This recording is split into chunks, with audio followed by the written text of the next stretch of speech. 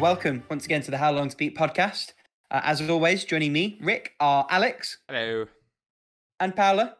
Hello. And as always, you know the drill by now. It's episode, 109? Damn. This week, we will be talking about the games we've beaten, retired, and are currently playing. We're also going to talk the state of gaming announcements, I guess. E3 basically has got nobody coming this year, and we thought we'd pick at that a little bit. And then we'll also be picking a game at random to interrogate the times of, in this, I think, penultimate round of the final game week of the latest installment of the new format of How Long to Beat the Game. And yeah, I wasn't trying anything. I just felt like throwing as many in as I could, and it is a beefy boy. Wow. Instead of leaving dead air, let's go to dead space. Alex, you've completed a game this week. Yes, I have indeed. Yeah, I finally beat Dead Space. It's really good. Like, the remake's just very well done. I guess the one thing with it is, like, and I'll have this comment kind of on, for better or worse, it is Dead Space. And it's mostly for better, you know what I mean? Because, like, Dead Space was a great game.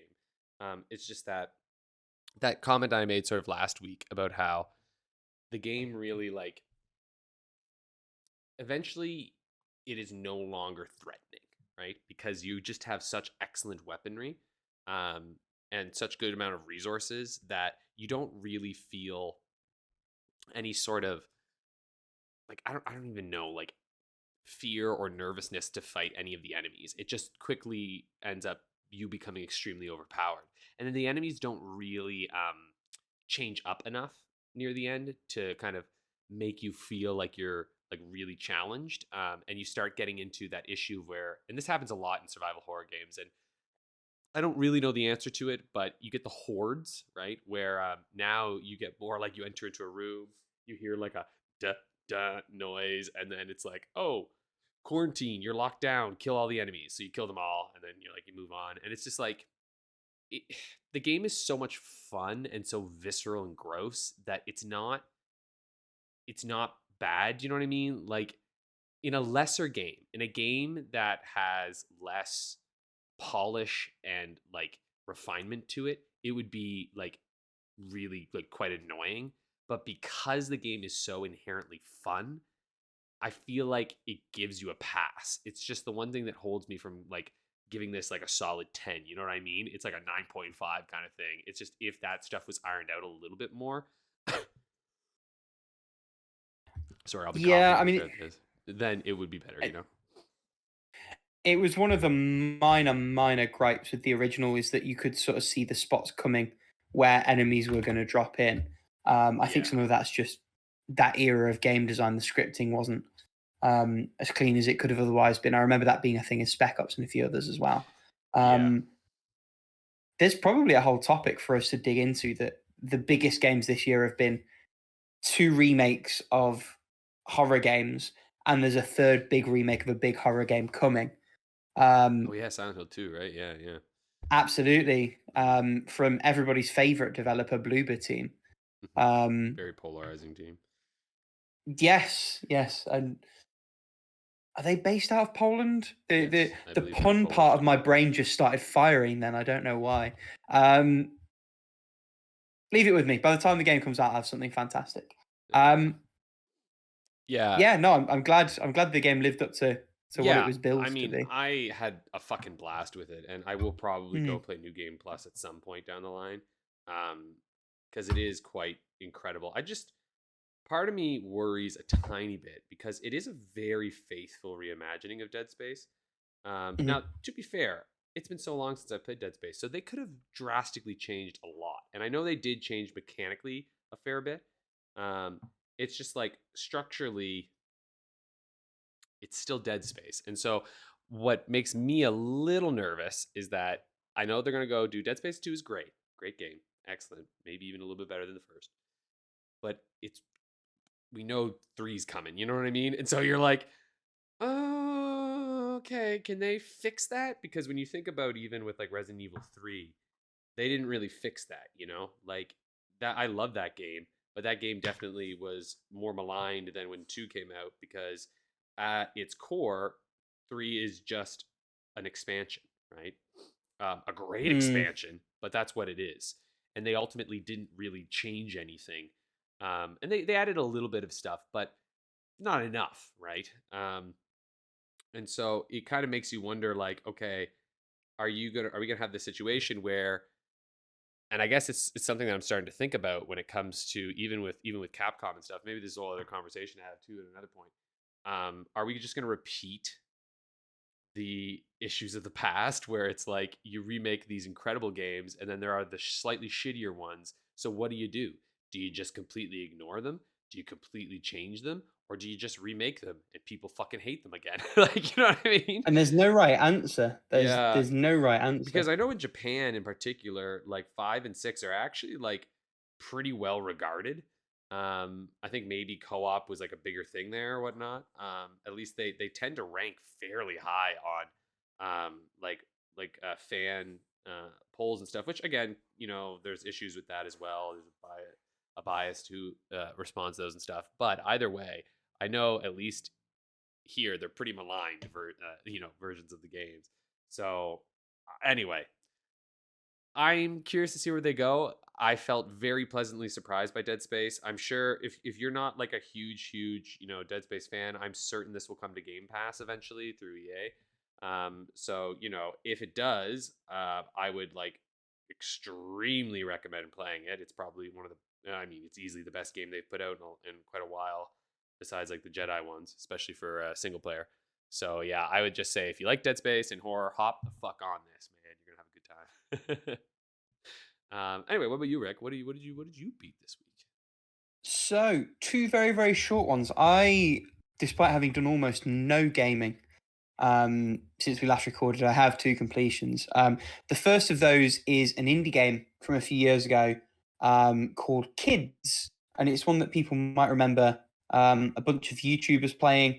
It's the one where it's like white and black, and there's a load of people running around. There's a big hole in the middle, and they're all jumping in. It's very artsy. It's the plug and play people, if that name means anything to you guys, as an indie one from a while back. It was fine. It's kind of an interactive art installation more than it is a game, and that's okay. I don't necessarily think the Steam page does as good a job of being super clear on that as it could. I kind of had an idea of what I was going into, so not too much of a problem for me. I got it half price in the Steam sale, so I paid just over £1 for it. That's like a chocolate bar for a 20-minute sort of artsy experience. I don't mind that. I think that's okay. I don't really have any strong thoughts on it. I don't necessarily think that the art resonated with me. I'm sure that'd be different for some other people. Yeah, it was okay. And the other one I beat, and I have a lot more thoughts on, is Desta, The Memories Between. So this is the currently Netflix exclusive for mobile devices, soon to be ported to Steam and Switch. The latest game from the makers of Monument Valley. And I described it to Alex earlier as Dodgeball Dream Therapy, the video game. And I think that's probably, having played the whole thing through, a pretty good descriptor. For those who haven't heard me sort of speaking about it the past couple of weeks, the titular character is exploring anxieties about relationships and friendships and lapsed connections through a dreamscape. And in that dreamscape, those characters play a game of dodgeball. It plays out like a strange cross between turn-based strategy and roguelike. And the roguelike elements are very half-baked. However, you can turn permadeath off. So your characters literally can't die until you complete the level. So there's a variety of other things you can switch on and off as well to help with the gameplay, accessibility, tweaking difficulty. And I actually think it's the kind of game where it is just worth turning death off. and experiencing it as a singular sort of 60 to 90 minute play session. It's not the way I played it. I quite enjoyed the combat, so I didn't mind bouncing back through a few times. On reflection, I do wish the devs had leaned one way or another. They'd either committed to a linear approach and set it up accordingly, maybe with slightly bigger combat spaces and a few more characters available. As it stands, you can play as Desta and 2 companions, so you have a max team size of 3. Or I wish they'd leaned harder into the roguelike side of things, made progression a little bit snappier, and made it less of a sting to die and have to start again. I mean, it gives you shortcuts, but the problem is if you take those shortcuts, you're missing out on progression. It's worth saying as well in terms of longevity, there's clearly quite a few post-release bits that the devs have sort of tagged on. So there's a variety of challenge missions. I haven't touched those yet. I plan to piecemeal as time goes on. It's on my phone. Like, levels take a couple of minutes tops to play, and it's very responsive, particularly on, I have one of the Samsung folding devices, one of the big ones. It's lovely on the big internal screen of that. I think this is a fantastic game. I think it has its share of flaws. I mentioned the writing last week. I still think it's a little bit hackneyed in parts. Obviously, I've mentioned today the reservations I have about the overall structure they set up in terms of the undercooked roguelike elements. But particularly if you have Netflix anyway, and if not, if you want to stump for it on Steam or on the Nintendo eShop, there is a really compelling narrative here, wrapped around a really cool dodgeball game. And it's worth saying that the dodgeball, it's not like an XCOM thing where you select a target and attack them. You're a la Angry Birds, sort of pulling back and then releasing to fire the dodgeball. And what that allows for is a great deal of strategy. You can try and throw a ball sort of hit multiple people at the same time. You can bounce off surfaces. There's a lot of freedom that gives you in the combat. I actually think, and this might be changing the challenge levels, I actually think that the devs probably could have stretched that system they built a little bit further, made you use it a little bit more than they actually did. As is, you're reliant on the basic throwing and individual character abilities. And I think that's enough. I think the combat is compelling. I think they could have done a little bit more. All of which is to say it's a great package and a really nice short length. Well worth checking out, especially if you've got access to it anyway. I think the push Netflix is doing to include games in their service is a fun one. I think it's something that more people should try and take advantage of. And I think this is the perfect game to dip your toe into the Netflix gaming waters. Or, if you hate yourself, you could play 12 minutes instead. That's there too. It's always an option. Just depends on how you want to torture yourself. Depends on, pick your poison, absolutely. I think you should both try Desta. I think you would both enjoy Desta. Maybe at some point. I don't have Netflix anymore because I was like, fuck you guys. Because they've changed up the subscription things here. They've done that past I don't have Netflix neither. Yeah. I think we talked about this a couple of weeks ago. I think exactly the same thing, exactly the same back and forth happened. Well, coming to Switch next month, no excuse. You both have Switches. Money. No. You've just dropped how much? I'm going to segue in. You've dropped how much on a Steam Deck, and you £10. Well, exactly. I dropped that so that I don't have to buy games buy now. it to play on your Steam Deck. One day, if it goes on sale, sure. But that's the whole point. I don't want to. I don't want to buy them. I have such a backlog that I can just get through. Do it. Wow.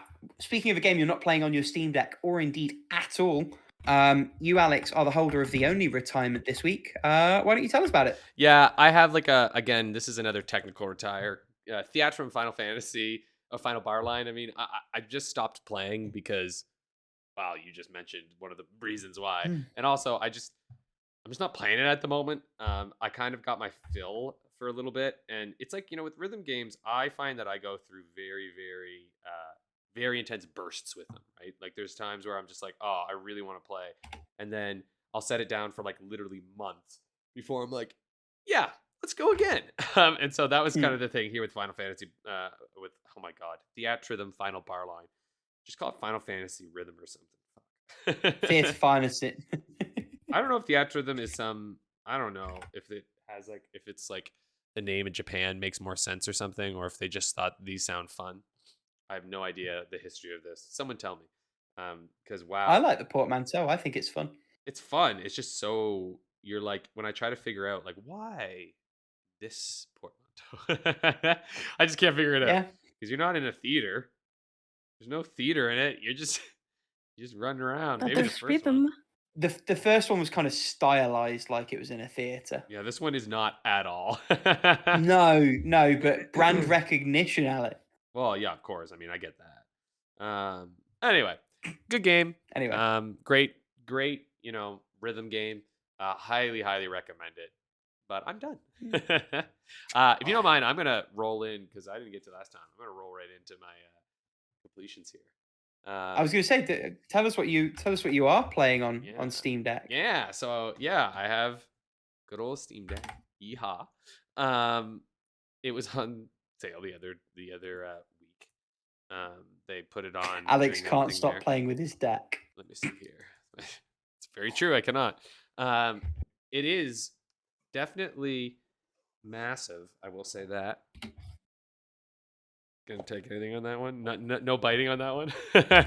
Nope. I would never bite your deck. Look at this thing. It's just big. It's my freaking. There's It is a chonker. It's That great. is, yeah. But it Wow. is. It is a head-sized slab. It is the most ergonomic handheld I've ever used. It is, bar none, the most comfortable thing I've held in my hands ever when it comes to gaming. Like it is just it. I didn't realize how because I know when you look at those buttons it first seems weird. It fits so perfectly. Like it is just and it doesn't feel heavy. Like the Switch feels heavier than this because of the like compactness of it.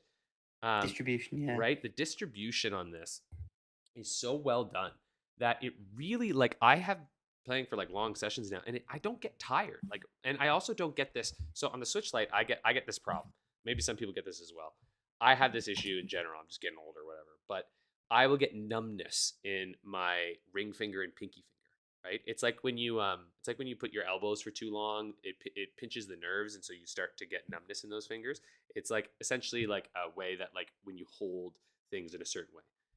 Get a little older, you can get more of it. Happens to my partner stuff as well. With my Switch Lite, all the time. If I'm holding that thing for a while, I will get the numbness in the two fingers because it's like I love my Switch Lite, but I don't think it's any like shock that it is not an ergonomic system. Like it is like pretty uncomfortable to use. And I have like a little grip that I have for longer sessions that makes it more just makes it better on the hands. I think maybe if you had small hands, it might feel a little bit better. With my big hands, I'm just like clawing this weird little thing. Small hands. Yeah, so I Paula, can say that it is actually very comfortable to use. yeah, so I'm sure it probably is. I think more than not, it's like I'll be honest here. I don't think Nintendo, besides the Game Boy Advance, actually, this is probably the most comfortable one to hold since the Game Boy Advance because that one was pretty damn nice and comfy. They haven't had like a great track record when it comes to ergonomics, at least with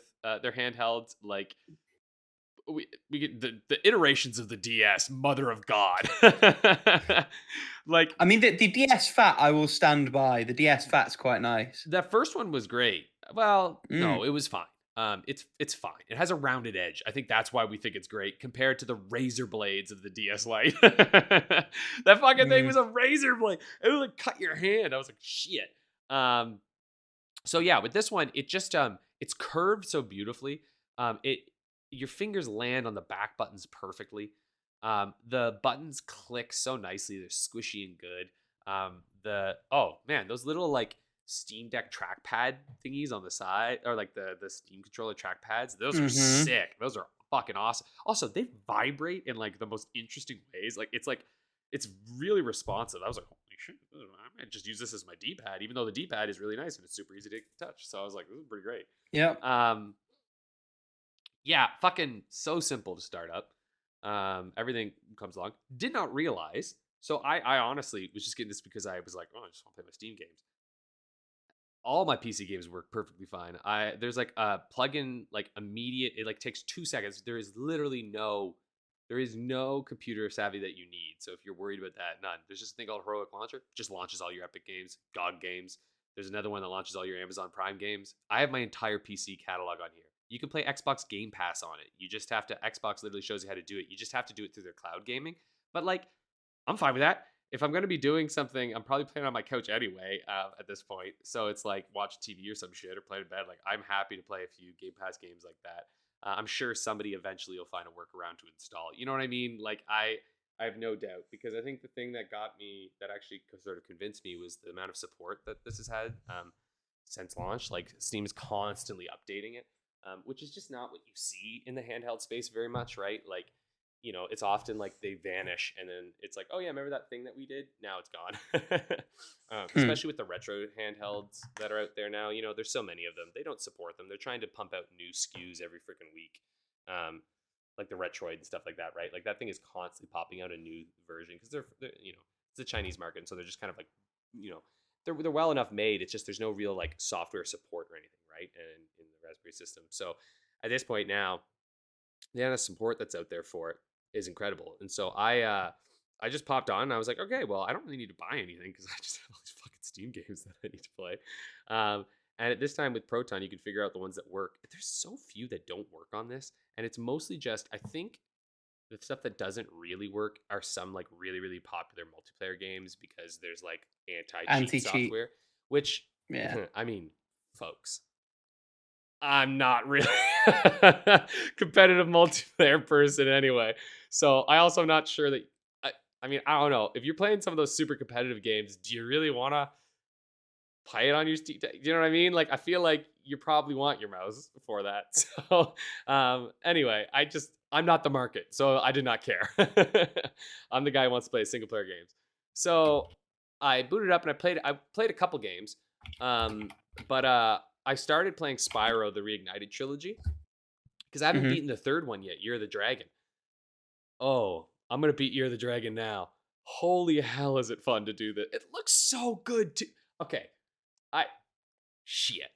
This thing, I sort of feel bad for my Switch now, because I'm like, it's game over, Switch. It's fucking game over, man. Like, okay, couple things, right? The user friendliness of this deck is incredible. Like, it is extremely easy to navigate, which is often an issue for other types of handhelds, right? But no, this is easier to fucking navigate than the Switch, to be honest, because it like pops you up right with what you need. And there are so many shortcuts and things and like tutorials and stuff to show you how to go through it. And you can YouTube figure out anything you want to do because there's a million wildly detailed breakdowns of anything you want to do in this thing outside of the normal stuff. Like, I haven't even touched emulation yet because I'm like, I'll get there eventually. But fucking emulates everything except for basically the PS3 and upwards, right? Like, but it does Switch and Wii U. So this is also the issue. I was like, well, shit, man.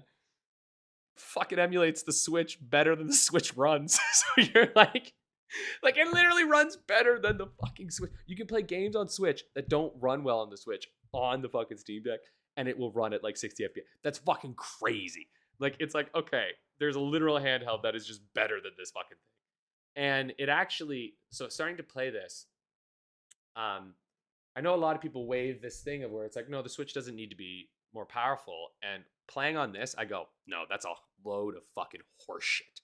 Like, that is just a full load of horseshit. Yes, technically, sure, the Switch doesn't have to be more powerful for the general user base, right? For this sort of like general idea of maybe the one who just, you know, the kid who goes and their parents buy them Pokemon or whatever. But that's exactly how Nintendo fucked themselves last time with the fucking Wii, right? Like, they did this thing where they're like, oh, well, it doesn't matter. It doesn't have to be that much more powerful. And then they fucking, you know, think, oh yeah, this group will follow us to the next thing. No, they fucking won't. Because at the end of the day, you have to get the people who like to fucking play games. Those are the people you need to make sure are playing your fucking console. And then if others jump on, that's fucking sick. But and more importantly, like on the other side of the equation, if you can't get developers on board, if you make their lives difficult by making them optimize for a chipset that was old on launch, let alone 6 years later, you're fucked. And yeah, I'm starting to see it because I booted up Spyro. It works incredibly. It looks beautiful. It looks just as good as when I'm playing on my fucking Xbox, and it runs super smooth, crystal clear. Then I decided to, so Gotham Knights was in that like Humble Ukraine bundle Oh recently. yeah. Yeah, so I just thought I'd buy that bundle anyway. And I was like, you know what? Okay.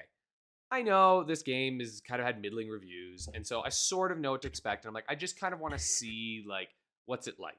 So I booted it up and I went through cool opening cinematic, that's for sure. And I've played through a little bit of it now. Fucking looks great on the deck. It's gorgeous looking. It's holding its FPS well. It's a AAA game released last year playing on this goddamn handheld with very little issue. And I don't know, man. Like I was like, this it feels a little magical again, you know what I mean? Like, you know how the Switch when it first came out, it was kind of like, whoa, this is crazy. But this one, when I'm playing, I'm like, this is even crazier. Because you have that moment where you're like, this shit looks nice. And it's keeping up. With that game, so my initial sort of thoughts on it, I guess with Spyro, I don't have any real initial thoughts. It's fucking Spyro. I don't know what do you want me to say. It's a platformer. You jump around, you're a dragon. Cool. I'll have more to say later. It's fun. Hopefully it's better than the second one because I didn't really love the second one. It seems to be going back to its roots. But Gotham Knights, I have a feeling. So as I started playing this, already the combat feels really samey because it's basically just light attack, ranged attack, or light attack, range attack. I don't know. Some of the others might have different ones, but I was starting to play as Red Hood because of fucking course I'm going to play as Jason Todd. But so the thing with the Arkham games is that Batman had a range of moves, and not just a light attack, strong attack. He had those, of course, but he had a series of gadgets that allowed you to do some pretty fucking cool shit and allowed you to kind of have some fun. I suspect that in this game, because so far, I just have gadgets, right? I just have things that my character has, and they're locked to certain, button presses. Now, look, I could be wrong. I really fucking hope I'm wrong. But I think what they've done is each individual character has their own different sort of gadgets and attacks and movements and whatnot. And so the concept, I think, is, oh yeah, you play as these different people and you go play co-op with each other and stuff. The problem is that if you stick to a character, they're really fucking boring already. So I have a real bad feeling that they've taken what was fun about Arkham and split it across different characters.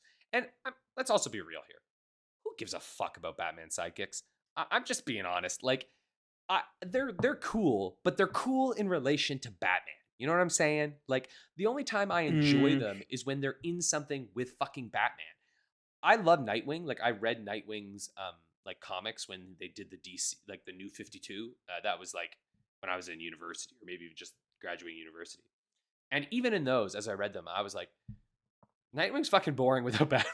Like, he just is, because they're sidekicks.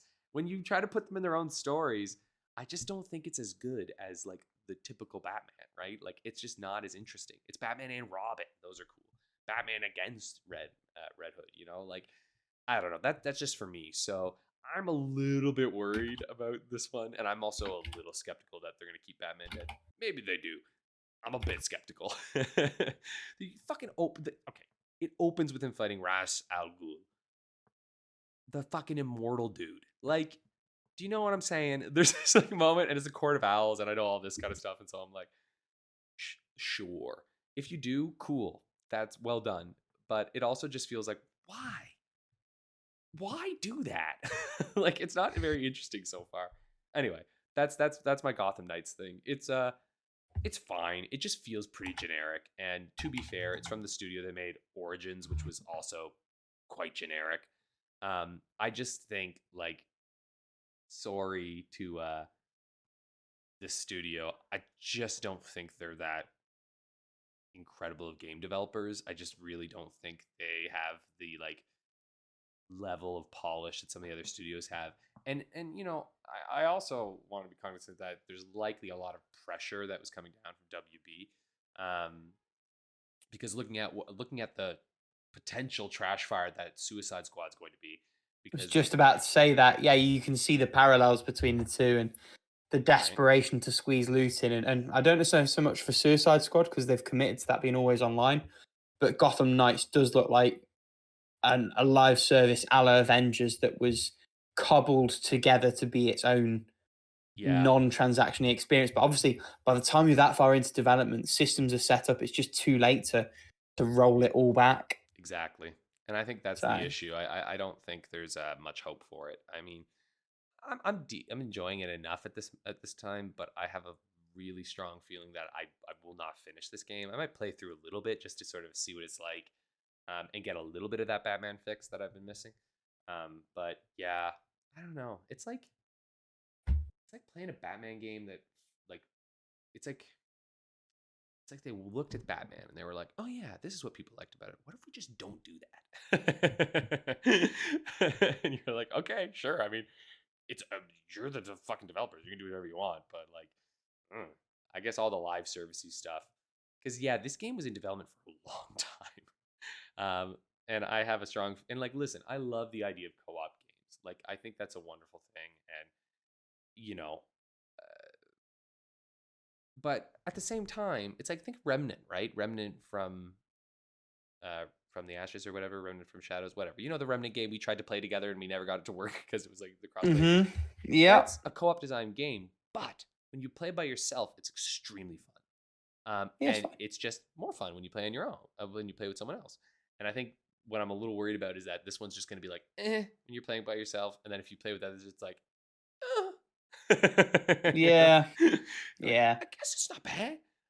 But whatever. I paid basically nothing for it, so I don't mind trying it out a little bit. I knew they were, man, they're desperate though when I was like, it was already in a humble bundle, and they're like, I'm sure they're like, oh, just to like, I bet you we care about Ukraine. We care about Ukraine. I was like, that's fucking if you care about Ukraine, you guys just want to try to get some fucking numbers on this thing. You chunk a marketing budget out of it to like try and balance that book. Exactly right. I was like, bullshit. And I'm fine. I'll fall for it, but yeah, it's so fucking funny. I was like, come on, as if. So yeah. Then I also I just played a little bit of Dorf Romantik. I talked about this one before. It's the tile based, creating a world kind of game. It's the like absolute chillest goddamn game, and it is so good. City chiller. Yeah, city chiller. Oh, that's a good way to call it, a city chiller. Yeah, it is perfect on Steam Deck. Like I was just fucking watching some movie, and I just I don't even fucking remember what I was watching. And I just put Dorf Romantik on, and the controller actually works really well at Dorf Romantik. But then you can also just use your finger if you want, or use the trackpad. Like there's so many options. It's like whatever you want to do. But I was just having a fucking blast. I was like, this is great. This is so chill. And you know what? Actually, I do have to say, I need to give the game props for how well its controller layout works. Because I think with a game like Dorf Romantik, right? Like the idea is that you're placing tiles down. So like when you use it on PC, you just like move your cursor to the tile, rotate it, click it, put it in. But the controller, obviously, it always did what I wanted it to do, which I know sounds like duh, but like I would want to play something maybe in the middle of the map, and like just by moving my cursor, it's like the game just knew, it's like, no, she's trying to go right here, and it would just pop you right over to it. And like I never had to struggle with like getting it into the right spot. It just always seemed to just like click exactly where I wanted to go. So big props on that, because it might seem like a small thing, but when you try to play a chill out game, the last thing you want is for the game to really fight you. And I was like, fuck, this is actually like super good on controller. So anyway, those are those. I've been playing more Fire Emblem Engage. I might retire this game. I'm just getting pretty. I'm pretty sick of it at this point. It's not getting any better, and yeah, I think I might be done. The story is so fucking asinine, and the emblems are just starting to make me lose my mind. I'm like, cool gameplay mechanic, I guess, but I'm just sort of over it. So yeah, it might be going bye-bye. I'll push through maybe for a little bit longer, but I'm just sad. I'm just really, really sad when it comes to Fire Emblem. So that's that on that. Maybe what I'll do is I don't know, maybe I'll put the emulators on. I'll play Path of Radiance instead. Put the fast forwards on. Go back in town, and then maybe come back to Fire Emblem Engage later. But yeah, I think you know what? I think I'm just like rationalizing retiring it now. I think I've known for a while that that's what I need to do with this game, but I just have been like, no, but I love Fire Emblem. I will never do that. And I'm just realizing now, Like a failing relationship. Like, I've been struggling with these feelings for some time. like honestly, yeah. The more we've been talking about it each week, I'm just like, Oh man. why am I doing this? Why am I still doing this? So So, congrats, Engage. You're the first. You're the first Fire Emblem that has not engaged me.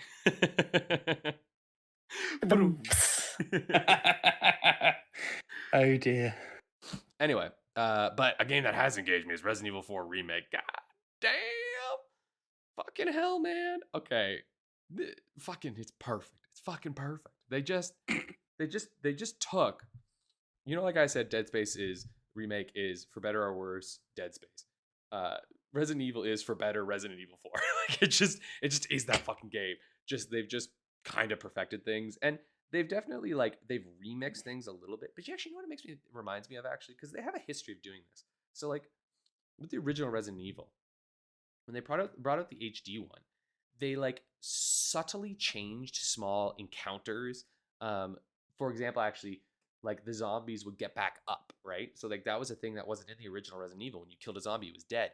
But in the HD one, after you kill a zombie, the zombies can just come back up, right? So you have to burn them with fire to make sure that they're actually dead. So they would do this thing, and then there'd be encounters that you would remember happening one way, and then you're like, wait, it didn't happen, and then all of a sudden it happens another way. But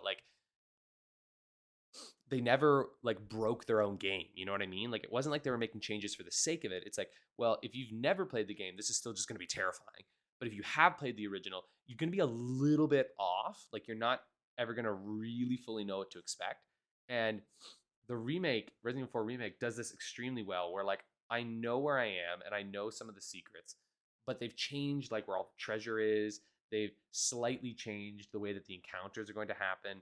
There's new enemies at different areas. There are almost entirely new areas to make the world sort of feel a little more fleshed out and realized. The puzzles are different. They've added side quests now, which these side quests were sort of always in the game. It's just they didn't have any explicit noting that you can do these things. So one will be get 3, kill 3 rats in the factory or whatever, right? The other is shoot the 5 blue medallions, which was always in the game. It's just nothing ever told you that that's something you could do. You just sort of had to figure that out on your own. And I actually think it's smarter to do it this way. I'm quite glad that they have that in there. They also have what is probably the smartest addition, an auto sort to your briefcase, which, listen, I love moving my stuff around and organizing it in a way that I like, but I think it's very smart to just have a button. You just do the left stick click and it's woof, there you go. All your shit is just organized perfectly, with guns and ammo and all the things in the right area, which, they made a whole game on this, right? Save room, which is the whole game where you're just trying to fit in everything appropriately. So obviously some people aren't going to want to use that, but it's there, right? And I think that's what RE4 Remake does really well, is that if I were a new fan and I was coming to this for the first time, I think I would feel very well taken care of while, having a really challenging time with it.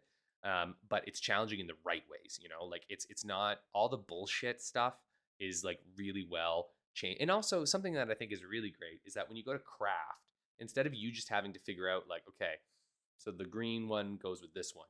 When you click craft, it shows you all the options for that specific thing you have. So even the ones that you can't do right now, it's okay, well, the yellow herb can be crafted in all of these different ways. Cool. Okay. And then you just hold it and it'll just craft the right thing that you need. Same thing with gunpowder and the resources and stuff that you have. It's just well, here are the things that you can do with this. Oh my god, my dog just farted and it's so bad. It's bad because I'm sick. I was going to say, bless her, she was licking your face for about 5 minutes and you just cracked on as if nothing had happened. But she licks my face. That one's fully derailed you. Yeah. No. Oh, that's classic. I've taught so many classes with her licking my face online. So yeah, it's normal. Dear.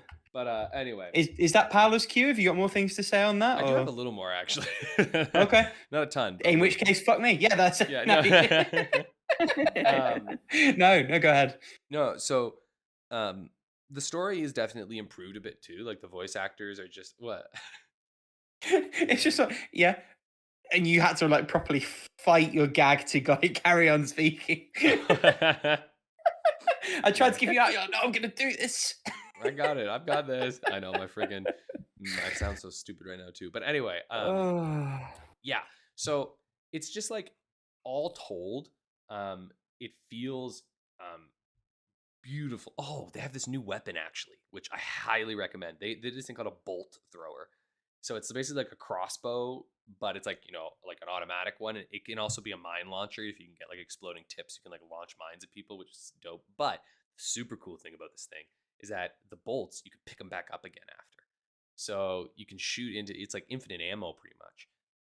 But it has, downsides, right? Because you can only up the damage to a certain level. So it will eventually be kind of useless, like especially against like big, larger enemies. You're not going to be using your bolt thrower. But it's really great for just like taking out some of those basic enemies when you meet like one or two at a time so you can conserve your ammo. I would imagine it's also probably like literally the most important weapon if you play hardcore mode because of the fact that ammo is really, really scarce in that one. I'm really glad I'm not playing hardcore because I've even been killed a couple times playing on standard because I just, my positioning was wrong or I just didn't go to the right place. And there are so many enemies in this one at this point that there is a number of points where I've needed to just find a chokehold and like funnel the zombies through it so I could just kill them and smack them. But yeah, it's super, super, super, super good. It's beautiful looking. I think you two would love this one. Maybe even more so than Resident Evil 2, because this is the one that's it's just more combat focused, right? It's more action oriented. So it is survival horror in a sense, but it's far more of an action oriented game, horror game. And it retains that feeling. And so it is interesting because it is such a different experience.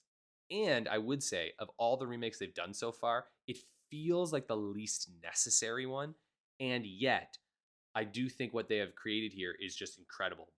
But it feels like what I would call a refinement, right? Like it's a fine tuning of an already great game to put it to its like perfect mode. That's kind of how I would describe it, where it's like this is Resident Evil 4 perfected. But Resident Evil 4 as a base game is still extremely enjoyable to play.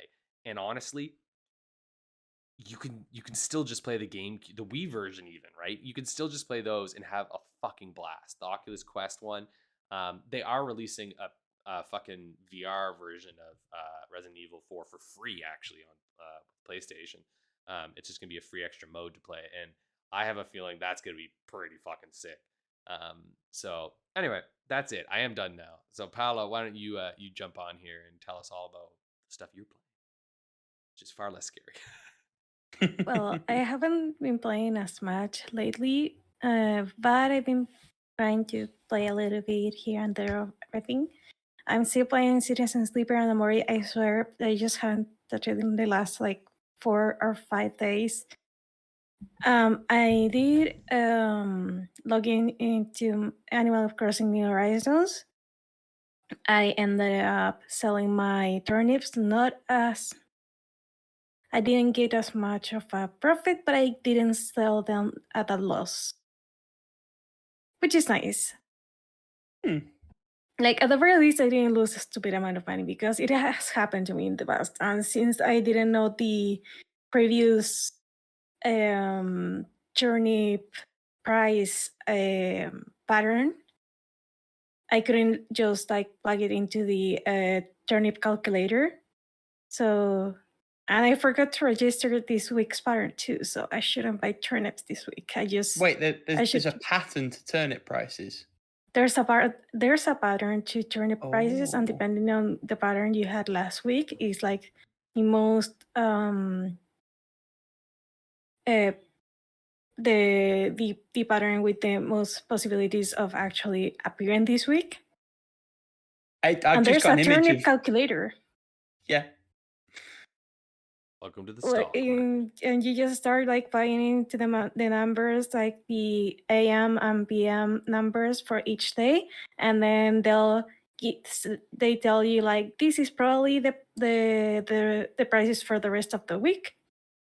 Then you can decide if to sell now, sell later, or like, oh, I'm probably fucked.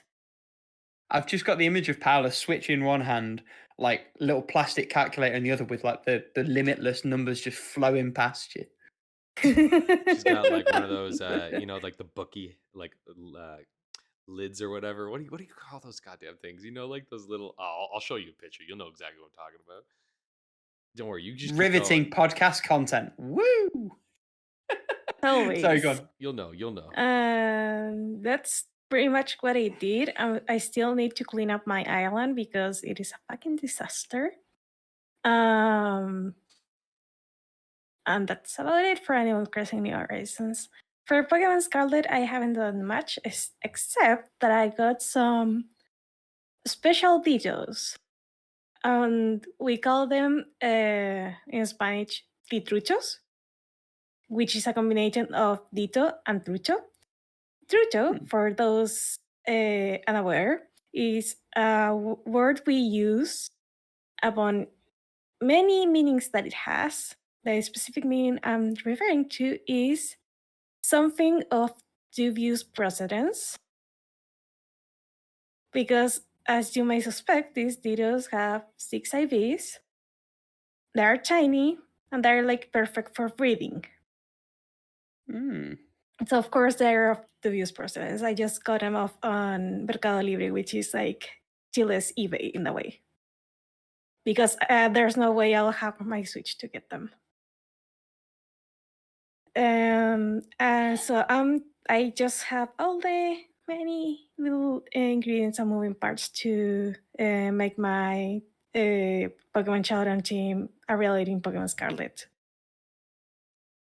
Just in time for Wave 3. I think we're in Season 3 right now. I don't know. I lost count. So, and I think in the next couple of months, we'll be able to transfer our Pokemon from other games to Pokemon Scarlet. So the meta is going to change big time. Anyway. The other games that I've been playing are Chaos Game No, I played a little bit there. Saints Gate, of course, I did play a little bit there. I'm still in Chapter 1. Cafe Enchanté, I'm still in Chapter 4 in Canos Chapter. And hopefully I'll be on Chapter 5 for next recording. And finally, the game that I've been playing the most, which just so happens that I actually did like this game, and is probably Paula bait at this point, is Fire Emblem Engage. And I say it's Paula bait because it has like all the little things that I like about Fire Emblem, minus the desert mechanics, and the para mechanics, but all the other like core mechanics from old school Fire Emblem are there, and I like it. And the other thing that I really enjoyed was the I know you said it was nostalgia bait, but I just like seeing the older characters there, even though That's literally nostalgia bait. Yeah, I know. That's why I say this game is full of it, because it has like everything there that just keeps me playing. And I really don't mind like Sonso's story on Fire Emblem, because I've never played Fire Emblem for the story. I play it for the actual fights. So I'm a happy camper. Yeah, but that's kind of a bullshit argument, isn't it? Like, I mean, like, the fights can be incredible, but if the story sucks, that's the narrative tissue giving meaning to the fights, right? Like, you gotta like the character, especially in Fire Emblem. The whole point is you're supposed to like your characters so that if they die, there's like a significant weight to it. And if the story is like, because I actually think Fire Emblem's had some really good stories throughout, But you don't remember the little thing that I'm a cold hard bitch sometimes. So you play visual novels. What are you talking about? You're all for fucking. When it comes to numbers and strategy, I don't fucking care. If you're good with a sword, then I'll give you my army. If not, you're out. Yeah, I guess so. I suppose you're probably just fodder for the enemies. It's a different. You got a different look on it, probably because you get you take your story fix from your visual novels. I'm guessing. Yeah, I do take my story fix from the visual novels, but still, there's some that has like some story, but the characters are good. Like Nor9, which by the way just released today on Switch. The story is a mess, but the characters pretty much save the game. Mm. So there's something to enjoy everywhere. Except in 12 minutes, that game can die in a hole. And except in Pokemon Scarlet. Even Pokemon Scarlet had something likeable. The designs. Look, Pokemon Scarlet's story is more interesting than Fire Emblem Engage's, which is fucking saying something. Like, at least I Scarlet beg to did differ something. because in Fire Emblem Engage you actually see stuff happening. In Pokemon Scarlet, they will tell you, "Hey, there's Leon, the champion, battling with an oversized Pokemon over there. I want to see that fight. I don't want it to be told to me." Sure.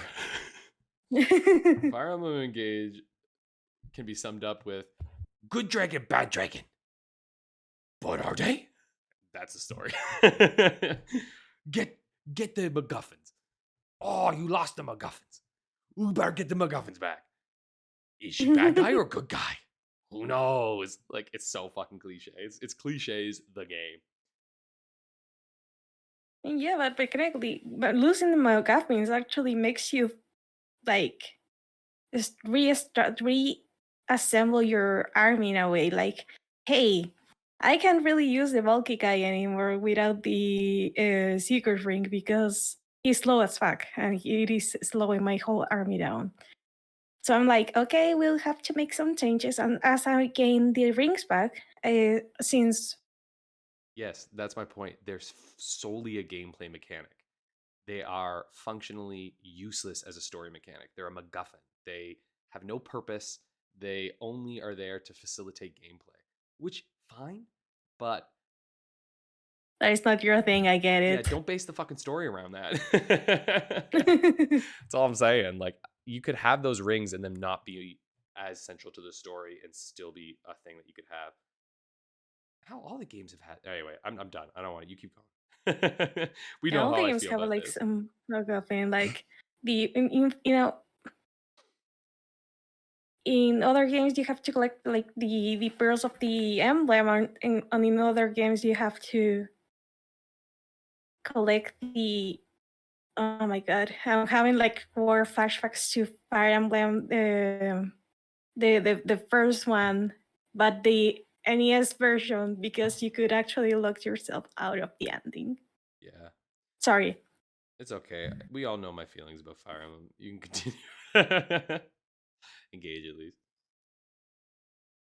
Yeah. So I'm currently on chapter 15. I completed chapter 14 this morning.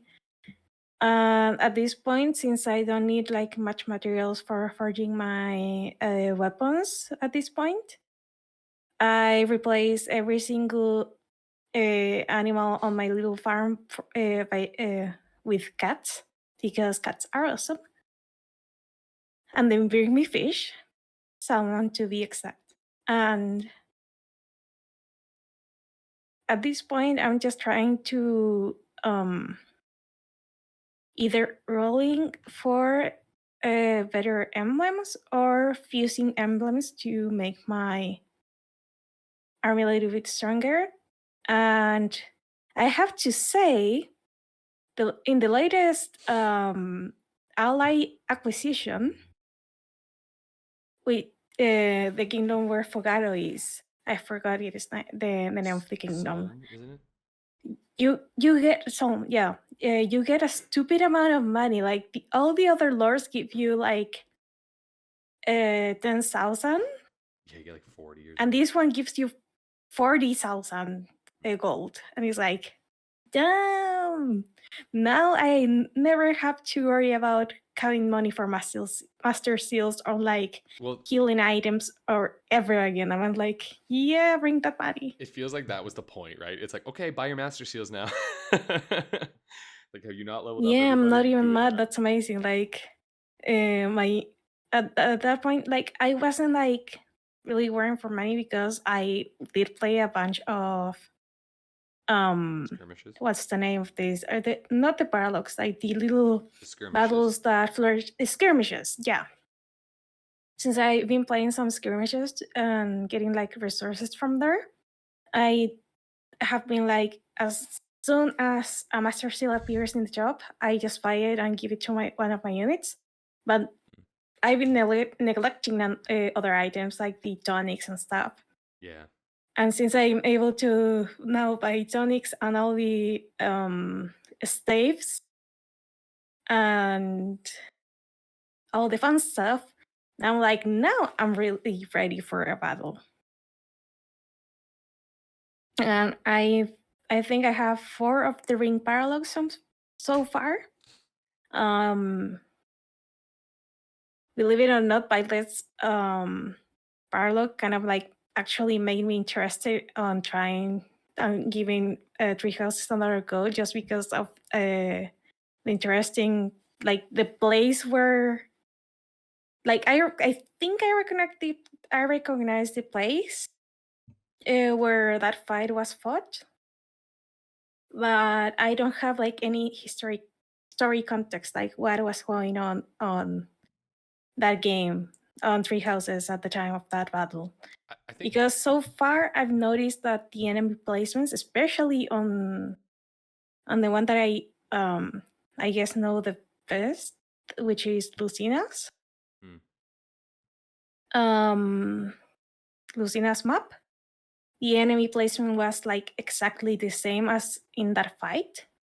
And Lynn's not so much, but in that case, actually, yeah, a little bit.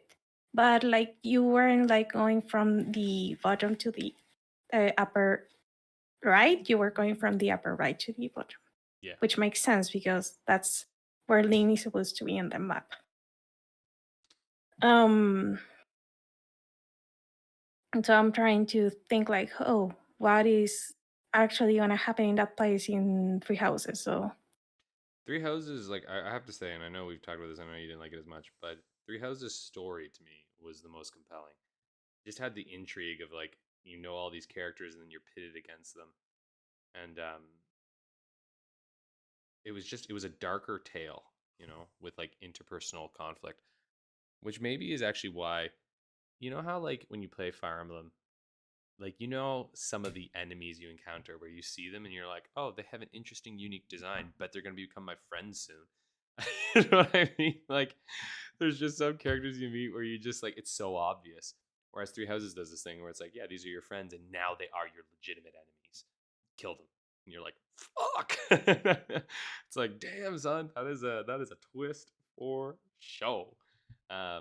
So anyway, I think that's probably why I'm finding myself a little less engaged with Fire Emblem. It just feels very kind of like it's you know what? It's more fairy tale versus like historical fiction, you know?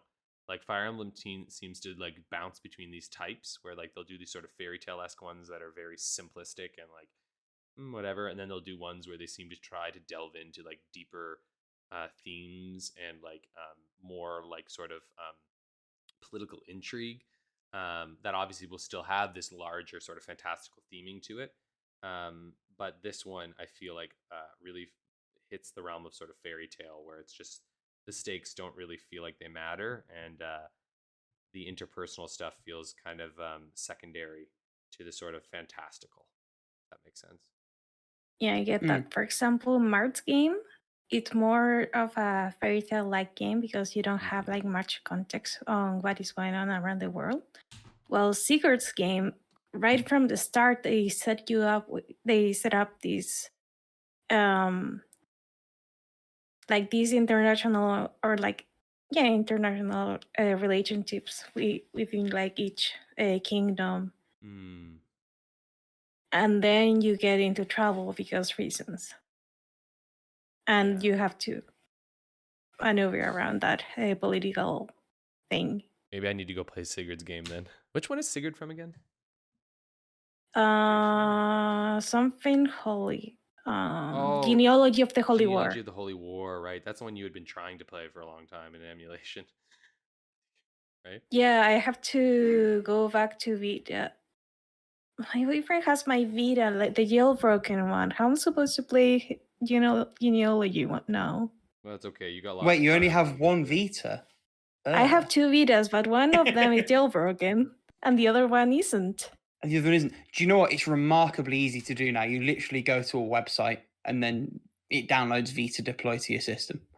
I know because I did it, but I Do it like again. the other one. Like I don't know. I just want to keep it like pristine, like for a little bit longer Oh, I before. get it.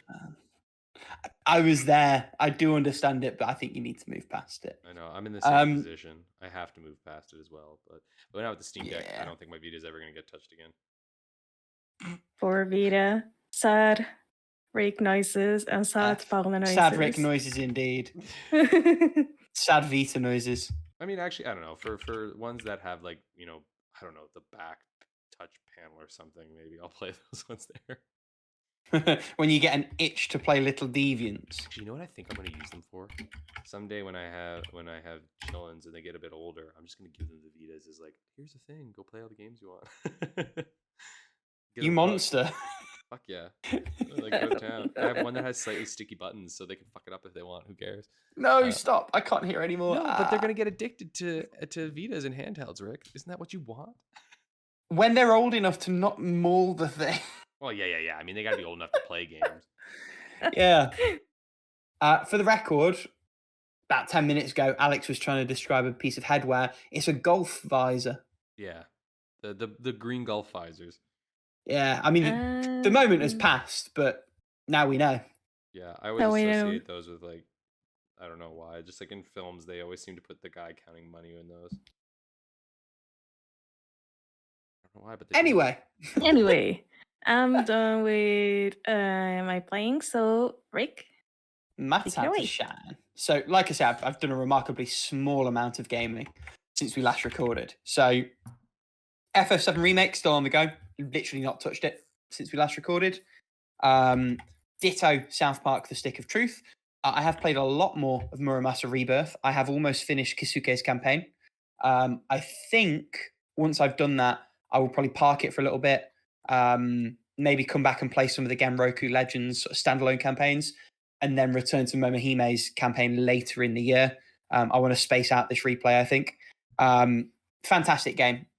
Enjoying it every bit as much as I did the first time. The more I talk, the more I'm going to praise it. It's brilliant. Everything I've said positive about this game in the past absolutely still holds up. If this isn't the next game that gets ported from Vanillaware's catalogue, I hope it's only because they finally bring Princess Crown to the West. On the subject of Vanillaware, one of the 2 new games I've started playing this week is GrimGrimoire OnceMore, which is the new sort of HD remaster of this PS2 strategy RPG game. It's not quite out yet, so at the time of release it will be, but at the time of recording, which is the 30th, there's a few days yet. The release date, I believe, is April 4th, which is going to be fun because my limited edition is going to be arriving on a day that I don't think I'm going to be at home. So, we'll see. We'll work it out. It's only Every that are going to have my parcel otherwise. But the demo for this game carries over into the full game. So I've started playing already. It's much more visual novel-y than anything I've played besides 13 Sentinels from Vanillaware. It goes chapter to chapter. You're like reading lessons. I'm still learning the basics of this setup. And as someone who's not always into SRPGs, so far I'm kind of enjoying it, but it's very, very early days, so we'll see how that goes. And then the last game I've started, and I mean started, like I'm still in the tutorial for this one, is Nights in the Nightmare. So this is a Sting RPG. It was originally released for the DS, and there is a PSP port of it. This game's fucking complicated. Like, there's lots of moving parts. So it's an RPG, but it's also a bullet hell sort of shoot 'em up type thing. It's also a Ghost Trick-esque sort of move the wisp between things and manipulate the environment game. The story's kind of mental. There's lots of moving parts. I sort of skimmed the instruction manual and came out of it none the wiser as to what the setting is or what the game was asking of me. It looks fantastic. And the consensus seems to be that once you understand its systems, the game itself is phenomenal, but it is a little bit impenetrable. So watch this space on that one, I guess. but I am having a good time with it, which is the main thing. Having a good time with all the things I'm playing. And I think before we jump into the topic, just a little shout out. The current How Long to Beat game is Moonscars. I don't think any of us have started that. I intend to start it once I'm back from my trip. So that'll be about the time of this episode going out. I probably will have started it. It's going to be like about a week or so from recording. So that, I think, brings all of our playings to a close. And speaking of things coming to a close, I mean, is E3 coming to a close? I think, again, as of recording, the thing that was in the news this week was Ubisoft have confirmed they won't be attending. Sony have already confirmed they won't be attending. Microsoft are having a parallel event somewhere else. Nintendo have been doing their own sort of direct thing for a long time now. And none of the big hitters seem to be attending, which brings into question the continuance of E3, number one. But also, it represents a real sea change, I think, accelerated but not brought on by the pandemic, in the way that particularly big companies engage both with investors and with media and the public about the things that they're releasing and the things that are upcoming. And I think that's an interesting one to dive into. Like, do we think that's a good thing? Do we think that's a bad thing? What do we see this meaning going forward? How on earth has Jeff Keighley managed to resurrect his career and become sort of the de facto alternative? I mean, that's the one that's been racking my brain. Like, the Dorito Pope is suddenly the final say in video games. How on earth did that happen? Jeff Keighley is a god. You must be careful. I mean, listen, he died and then rose again for our sins. I do think that, like, okay, so this may be slightly tangential. I do think partially, and this is completely anecdotal and has zero evidence backed up with it. I think Jeff Keighley, though, he's just genuinely so goddamn passionate about games. And, like, I think he's been building this groundwork for, like, literally decades now. Like, because he was on the Spike, like, the Game Awards, like, he'd been on those things for a long time. And I feel like he's just, I literally think he's just made inroads. You know what I mean? Like, he's just, like, he's literally just. Kojima's his best friend, all of those things. I recognize that. Yeah, he's just been working at it, and, like, I think has, like, actually, like, passionately, like, put forward the idea of having this, like, I don't know, like, part of me feels like, it seems like it's sudden, but I really think it is a long road that has gotten him to where he is now, and, like, gotten sort of gaming and, like, the Game Awards to where they are now. And then also, like, a smart understanding that, like, who gives a shit about TV when it comes to games, right? Like, fair. Operating in the thing. But again, that could just be a little reductive reasoning on it, right? Like, it could just be it could be something else entirely. But I do think this is a change for the worst in some ways and for the better in others, where, like, there is a slight like democratization of gaming news, in the sense that it's, like, even easier for us all to access it at one point, right? Like, they're sending this all out, so, like, now it's, like, even more sort of decentralized, and we don't have to rely on certain platforms kind of giving us this news, etc. At the same time, though, these events did serve a purpose, right? Which was, like, this sort of trade showy purpose, and, like, this networking amongst developers, and then also this kind of chance to display sort of what is coming out over the next while, and allow press to actually get their hands on shit and, like, tell us exactly what is going on with this material, right? And, like, give us an opportunity, and also kind of an all at once blast, right? Like, you're able to sort of, like, tune in for this moment of the year where it's like, here's everything, take a look, right?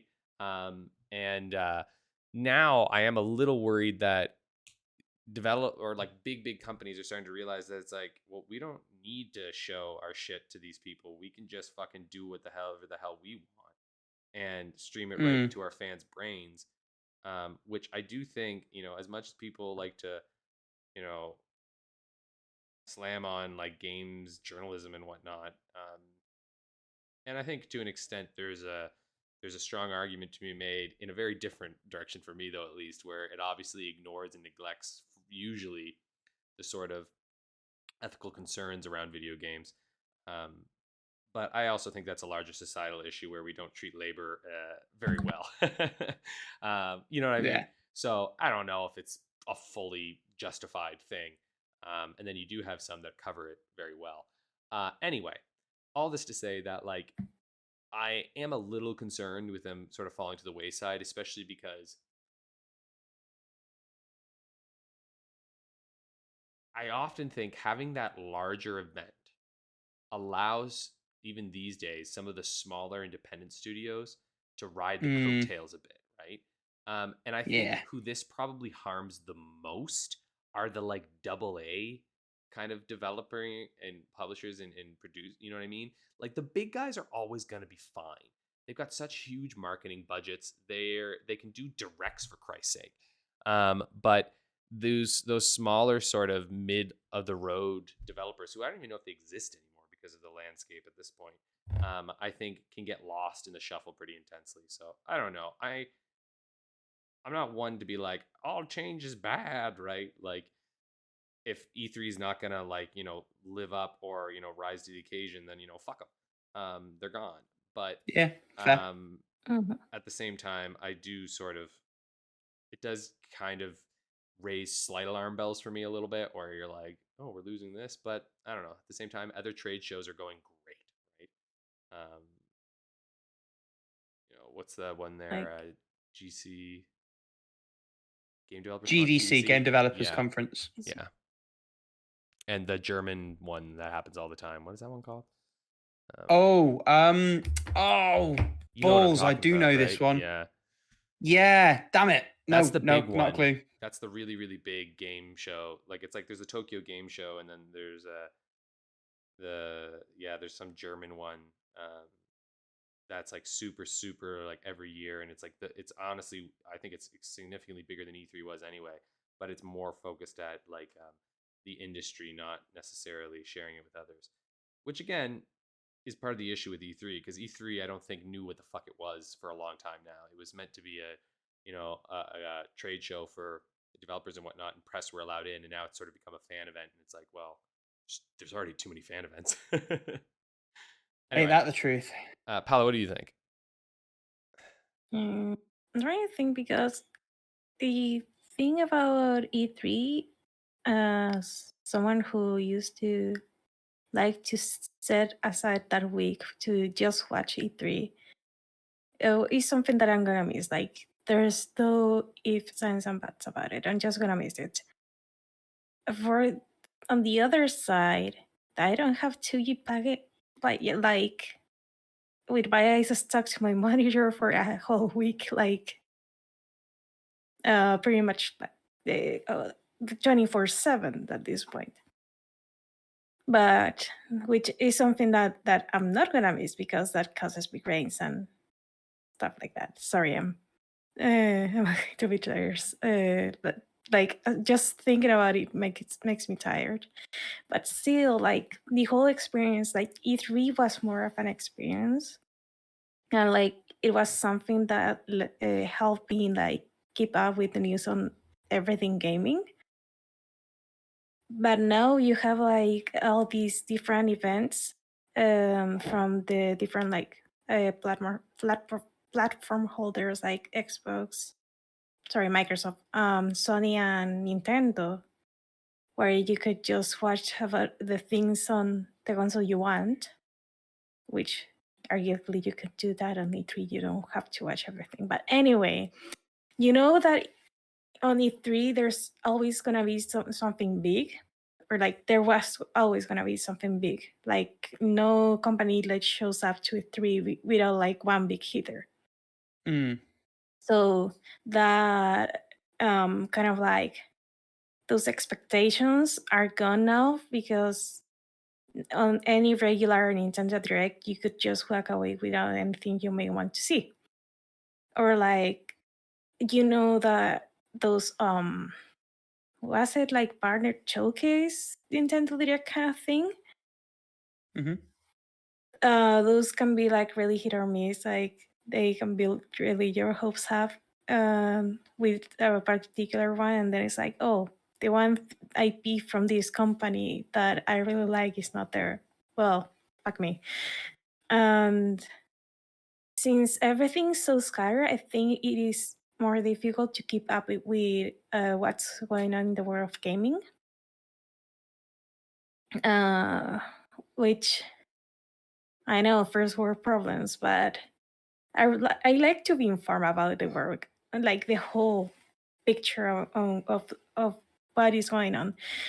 The thing that I feel like is here to stay, and I think it helps a lot with the people you said that were like the more affected by E3 going away, is the Steam Next Fest, because we've seen like such a huge amount of little games that we wouldn't have even heard of otherwise, just because they were available to play on Steam for, I don't know, 7 to 10 days.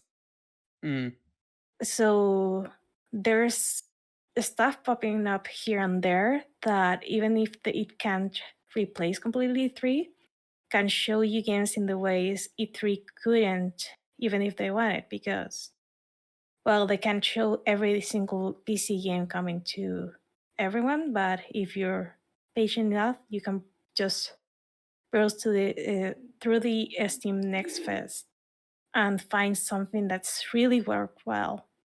Like Timberthorn, like I wouldn't have ever like played that post-apocalyptic beaver game if it wasn't for Steam Next Fest. Like that is one game that wouldn't even touch E3. There was So for sure there was something like magical about the time when E3 was, when all the big news happened, and that was just like your week. And I don't think that is ever really coming back, unfortunately. Yeah, and I think it's partially also an issue though, because like, we're crazy plugged in, right? Like we are up on everything. I like to think I'm pretty good with this stuff. Fantasy Critic shows I think I know a thing or two about games and how the media and stuff talk about them. But like my friends who don't play games know what E3 is, like a lot of them do. And the thing is that E3 has a larger cultural like cachet, I guess, than gaming does in general. Yeah, right. And its footprint, exactly. It is much larger footprint, and I think it actually it sort of pierced through to more. I don't know if I'd say casual, but just like less hobbyist gamers, like gamers who are more just kind of like, they have a game or two that they really like, but even they would like be aware of this this event happening, which I think can't be kind of underestimated or underemphasized how kind of important that is, right? And it's like, yeah, these events that Nintendo and them are holding on their own, those are great, but the question too is like, how much do they pierce outside of the, already established kind of community that they possess? You know what I mean? Like, it's like, are we just gonna have a bunch of these isolated events that don't actually pierce the larger kind of cultural landscape, which maybe doesn't seem that important, but like, I love this hobby. I love playing games, and I like seeing games get spread to more and more people, and as excited as I get for these directs and for these showcases, it's like, I do think there is something to be said for a larger framework, or even just some kind of larger event that kind of connects these together and makes it so that people go like, oh, that's the one about video games. Cool. I can tune in and learn about this. And hell, sometimes E3 would get reported by, larger outlets that aren't even video game related outlets, right? And I'm sorry, but like the fucking Nintendo Direct's not gonna get picked up by outlets that are not gaming related, like it's just not happening. No one's, you're not gonna go open the Wall Street Journal and fucking see something about the new Nintendo Direct. Like, it's just not gonna see it, unless not with that attitude, or like not even like the regular Nintendo Directs. The other day, it was on Tuesday. We actually had Anua playing not Breath of the Wild, Tears of the Kingdom for 10 minutes and showcasing like new mechanics on the game. You can guess that anyone who wasn't like actively following Nintendo's Twitter account didn't know what that was a thing. Oh, absolutely. which I don't know, maybe that's not a problem, right? Like, who knows? Maybe that's fine, and that's just gaming is hitting its, max max user point, whatever. I don't know. Peak, yeah. But anyway, I will always be a little sad about it because as a kid, right? Like I remember when I was young, I think I've told this story. Like I worked on a site a long time ago, based around the Nintendo Wii, and I was like a moderator, and we had been given tickets to go to E3 by our like organizer. Yeah, but I was a little young, and my mom was like, "There's no way you're going down there. Like it's just not happening." Fair. This was in the era also though of like I've actually met at least one of these folks in person now. He was Canadian, and then the others, I still talk with them from time to time over good old Facebook Messenger. But like it was in the era too where it was like internet people, they could be pedophiles. You know what I mean? like that was like, and that wasn't wrong. It's worth saying. It's not. It wasn't totally wrong, but it's also no. But it's losing context, right? Like it's like I've known these people for ages now. You know what I mean? Like it's like one of those things where it's like these aren't randos that I've just met. It's like these are people I have long engaged friendships with. But I understood my parents' concerns. They didn't know. Of course. But of course, that feeling, right? It's like, man, I always kind of wanted to go. Like I always sort of wanted, and like I would have had a press thing, and it would have been kind of cool. But it's like shit changes in the industry, right? And part of me wonders, I think this is more significant than the like, moving away from the instruction booklets kind of thing, how we like love those because of what they offered. I think this might be okay. Hi, Molly. Sorry, dog is like very whiny at me right now. You want to go play, don't you? Yeah, we'll play in a sec. Speaking of playing games, this one loves it. So anyway, that's all I think I really have to say on it, is that I think it is going to be a significant shift in the gaming industry, but I don't know exactly how it's going to impact it yet. I think it's too early for anyone to know, really. I mean, it could never last forever. The fact is that companies now have the means, and I think some of this is with gaming becoming a more popular hobby. Like Epic don't need E3 to tell people that the latest Fortnite season's out. It's just out. And I think that does still spread, down the chain to smaller and smaller creators. People have ways of getting that message out. Even at the time that it was like in vogue, there was something cumbersome about having to wait once a year for this big, massive event to pop off and to do things that way. And devs are no longer constrained by that. I think in a lot of ways that is a good thing. Time will tell how good a thing or how bad a thing or what the other ramifications of it are. We'll see, I guess. But it is an interesting one. And I think it's going to be an interesting one for us all to follow as things go. Yeah. Do you have any last words, Paula, or should we move along? I think we should move along. Like the only the most starting thing about not having an E3 is like not knowing when the fuck our gaming news gonna drop. Yeah. Well, it could be 6 a.m. It could be 9 a.m. I have both of them. Nice. Well, then in that case, let's go to How Long to Beat the Game. I believe this week, Paula, it is your turn. Because last week it was me. And so the scores right now, Paula and I are tied 14-14. And Rick is at 9. So not that far behind. And we have 2 weeks left. So Rick could pull it out here. It's highly unlikely, let's be clear. No, you can't actually. Never mind. No, you can't win. You could tie. But you can. Because next week you're the one who runs it. So that makes sense. Right. But still, Alexa can bork it. And then it would be like. This could be very important, though, yeah. Because if I bork it really hard here, I can lose to Paula hard next week.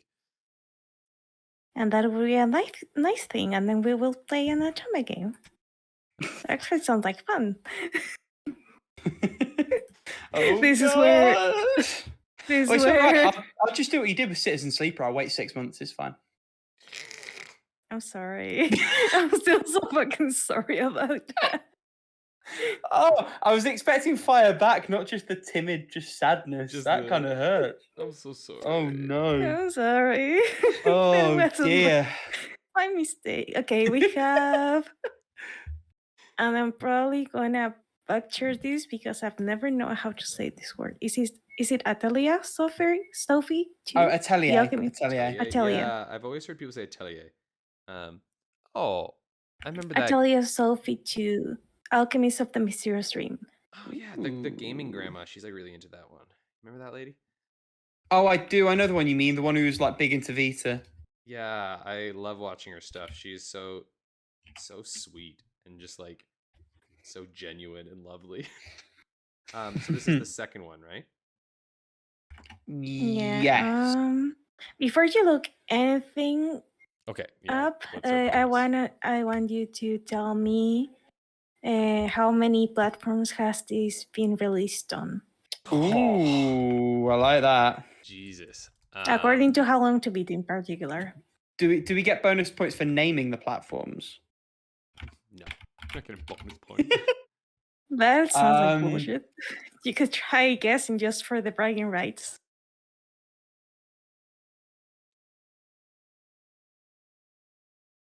Okay. So are you saying like all possible ones or all ones listed on How Long to Beat? Because I feel like All those might ones be listed on How Long to Beat. Okay, that sounds so bad. Okay. Atelier Sophie. Atelier Sophie. That's how you say it, right? Atelier. I don't know. You told me it was Atelier. Yeah, I think that's how you say it. Whatever. Okay, Paula, I'm going to send you some stuff. Right, all my stuff's in. I feel confident about the platforms. I'm not so confident about the times. I feel decently comfortable about because I will admit I think I saw this recently. Let me see here. Platforms. Yeah. We're just waiting for Alex right now. Sorry, I'm about to hit submit. Boom. There we go. All right. I got him in. Okie dokie. Let's see. I guess a little bit when it comes. Well, no, I guess a lot when it comes to the times, but we'll see. You guys are boring. So for the first time, like not for the first time, sorry, for the first, like for main story, let's keep it at that. For main story, both of you said 50 hours. That's why I say you guys are boring. So you both get the point. The time is 48 hours. Oh, okay. We were close. Did we do the same the whole thing again? We've done this once before. Oh no. No, don't worry. It's not the exact same. They're just mild spoilers because that was horrible. So for main plus, Alex says 55 hours, and Rick says 60 hours. The point goes to Alex. It is 53 hours. Oh, really? It's lower. Rick, you had to help me here. Why are you doing this? Why am I doing what? Martin, I was like, Rick, you have to win. Oh, I see. Oh, yeah, no shit. Right, got you. Yeah. Okay. For 100%, Alex said 65 hours. And Rick says 70 hours. Ooh. And for a very slight margin, the winner here is Alex. Really? The completionist time is 67 hours. Okay, I've over-egged a little bit. Right, got you. Okay. Finally, for platforms listed on How Long to Beat, Alex says 3, and Rick says 4. Rick went on the extra mile and said it is available on PS4, Vita, Switch, and PC. The correct answer, sorry Rick, you completely broke this, is 3. I don't think this Sadly, there's no Vita version according to How Long to Beat. Lies. Is there one? There were some Atelier games on Vita. Yeah, but this particular one, no. I thought this was a pretty new one. Let's have a look. Maybe it's Sophie 1 that I was sure there was an Atelier Sophie game on Vita. Atelier Charlie is on Vita. There's a few of them on Vita. Hang on. So if I search Atelier on a little niche website called How Long to Beat the Game, and then search for platforms by Vita. Rick, what did you do? Now I have to clean sweep next week. You do. Oops. You do, yeah. But that could happen. It's right. Yeah. So yeah, Atelier Sophie did have a Vita port. It's Sophie 2 that doesn't. That's there it annoying. is. Okay. God damn it. Well, that means now that if we look at the ratings, I'm in the lead with 19. Did pretty good this week. I'm pretty happy. Paola's got 14 and Rick has 10. Which means next week will be the penultimate. Well, the final. I mean, this is the penultimate. Next week is the ultimate, which will be Rick, and then Paola could quite reasonably tie it if she sweeps, and we don't, have similars of anything. She could bring it up to a tie there. Now that would be interesting. That would be interesting. So that is certainly within the realm of possibility. I mean, we just saw I had a sweep this time, though Rick did get some points through it. So you never know. What I'll do is for next week I will prepare a tie break just in case. Oh, that's a good idea. Yeah, have a tiebreaker as well. Well, that's it for this week. This is actually a slightly shorter episode, only an hour and a half, which is pretty good. All right, see you later, everybody. Have a great week. See you next time. Peace. Edit, sai, konguru.